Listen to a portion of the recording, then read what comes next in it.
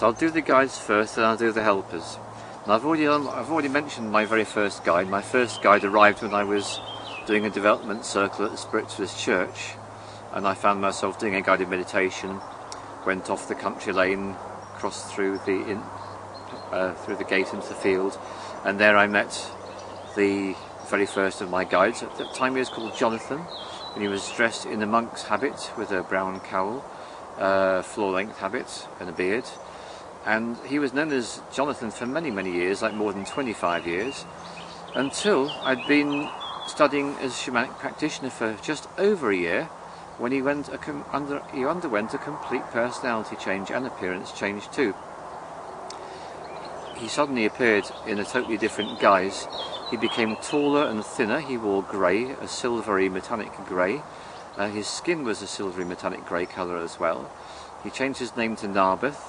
He suddenly had a staff which he would strike on the ground, and believe me, the staff is able to do all sorts of useful things. It creates an energy field, or a force field for want of a better description, and that is what he used to use with us when we went into the middle world. As I explained, the middle world is the only place that a shaman travels which is dangerous, so travelling always with Narbeth, him striking the staff as soon as we arrive, creating an exclusion zone where we could operate with complete safety, that was great. My first guide that arrived in the Shamanic Practitioner's course was the Worm, who I've mentioned. My next guide that arrived was Golden Eagle. And Golden Eagle has a very different flavour, as you might imagine. Golden Eagle feels like very much of a female energy, a very mature energy as well. And what she does is she has gold flakes which she shakes out of her feathers.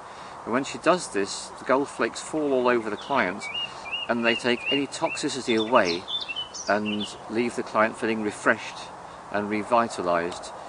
If we ever need to do journeys involving long distances, and especially involving travelling, carrying soul parts, what she does is she can change her size and she can accommodate as many guides and as many soul parts as we wish.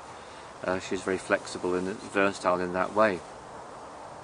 After Golden Eagle, the next one that came along was Tahatl, who I mentioned very briefly yesterday. Now Tahatl is my guide to the upper world, and when I first set eyes on him I was pretty shocked, to say the least, because he looks rather like a cartoon character from a 1970s American comic illustrating a character from Central America.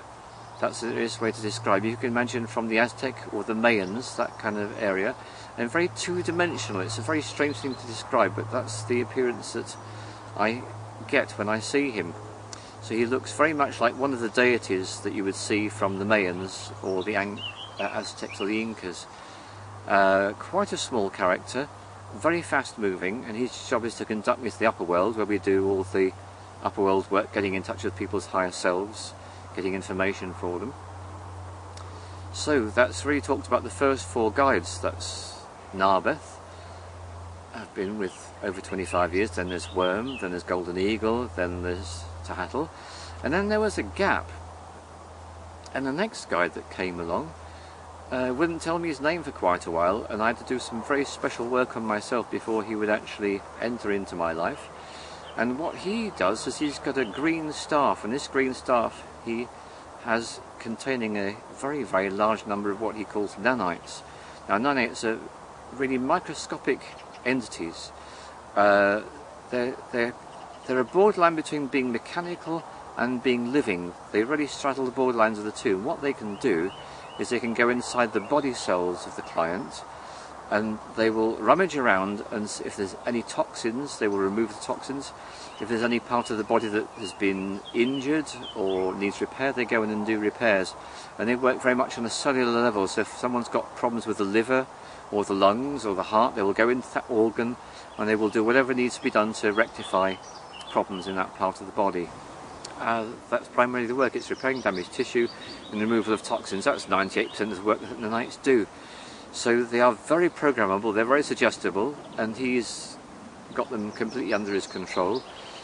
As a guide, he is a very fun-loving, humorous character, except when he's doing the healing work. He then becomes deadly serious, and he's making sure that they're doing exactly what they're supposed to be doing, exactly where they're supposed to be doing it and nowhere else. And when they finish their work, they are reabsorbed back into his staff.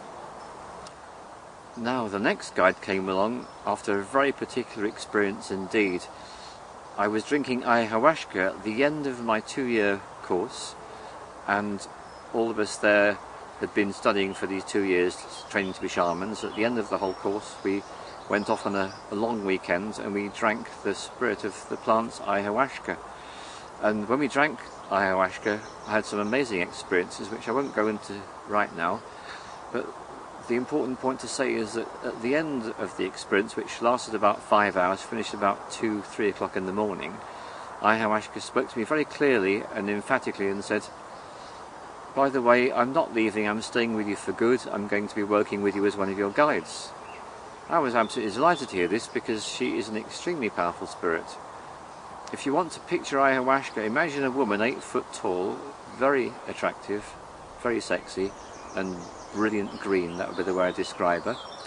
And so what ayahuasca does when it's time to do shamanic work, if the person's got any negative energies or entities, she actually dives into the person's energy field and she literally floods the energy field of that client with her presence.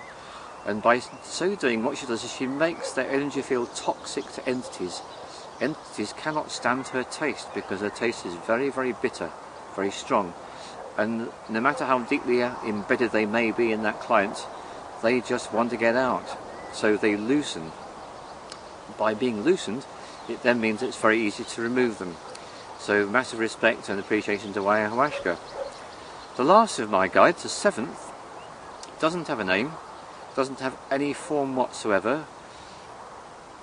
I tend to refer to this energy being as energy ball, because that's what I see. I see a ball of scintillating, glorious light, and no form as such, just pure energy, in the form of an oval sphere, very multicoloured. What energy ball does, energy ball provides an incredibly powerful connection, like a bridge between me and the client. And it means to say that all the work that I do is so much easier because there's such a strength of connection between the two of us.